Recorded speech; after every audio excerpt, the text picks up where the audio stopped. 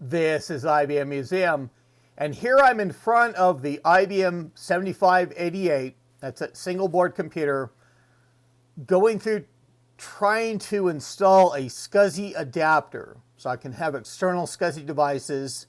I've already gone through and I've worked with getting that zip drive set up for the SCSI interface on my tweener system that's over to the left.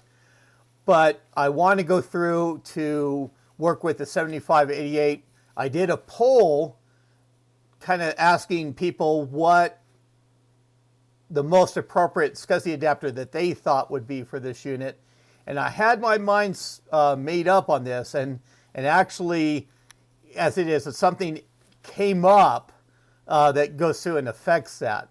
And the one I had my mind made up on is this 1542 Adaptec.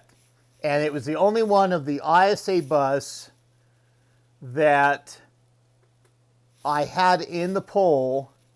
And the reason I had picked that is because the ISA interface being closer to the DOS operating system that I wanted to go through and still be focused on. And then this floppy diskette controller chip.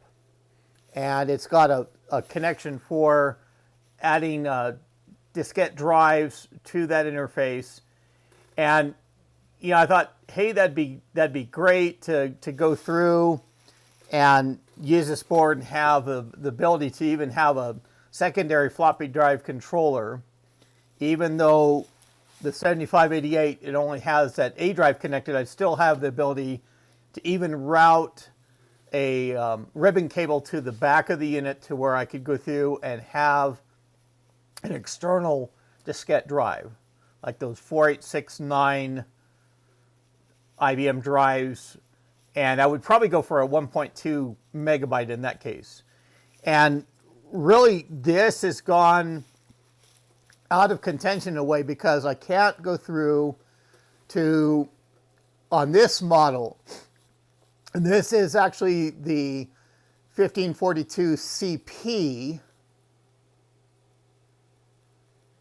and it's effectively a plug and play, or it can be set to plug and play. And there's a switch block setting to go through and to enable or disable this diskette controller chip, but there's not one to set at the secondary address.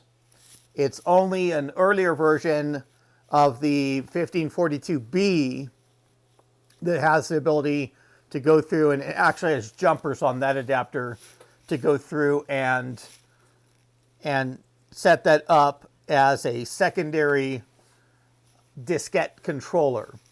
And I've got the sheets. This is the adapter that I actually have. And let's get to where we can interact and I can kind of scroll through. And this, of course, is a PDF. And I can give a link to where this PDF is. And this fully goes through and describes and shows the adapter that I have. And also shows the default switch settings. And in its default condition, all the switches of that switch block are set to off. And there's just not any way to go through. In fact, they go through within this manual, and they talk about there's the connecting floppy drives, and they have the 1542CP. That's what I have. And that 2 at the end of the 1542, that shows that it has the floppy diskette controller model. The 1540 model does not have that diskette drive controller chip on the adapter.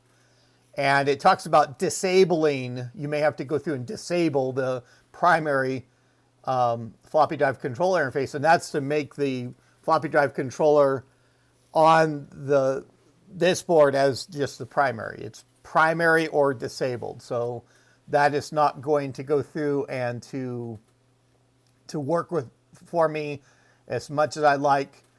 I do have a contender, another SCSI adapter that I'm looking at. I've just got to go through and bring it out and kind of run through a video of why that would be a choice.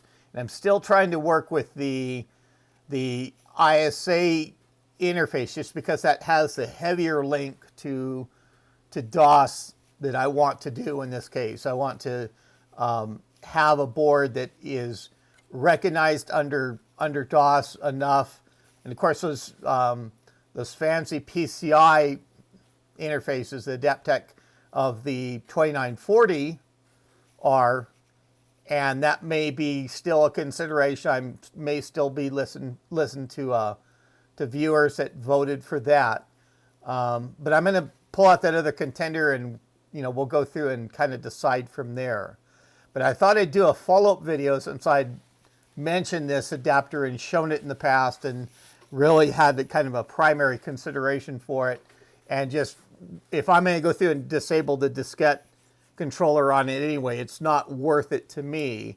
I do have these boards without any of the other components that go through and have just external connection.